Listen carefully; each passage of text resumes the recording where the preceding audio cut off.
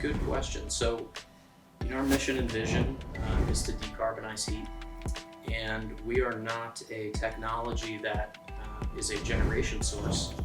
We reside and thrive in the recycling of energy for the end user, and it's very important because we can decarbonize heat locally by replacing a combustion-based energy source, for instance, in a factory using a boiler.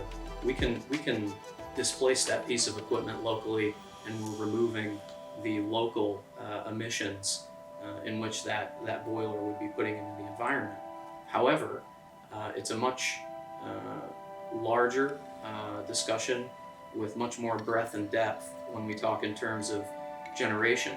So while we're doing a very positive thing and riding the wave of electrification by having an electrically driven, highly efficient heat pump, the generation of that electricity that we're consuming needs to be a renewable source as well to make the greatest impact. So we reside in the end user place of decarbonization, but there's still a major portion of the actual generation of electricity that still needs to be addressed.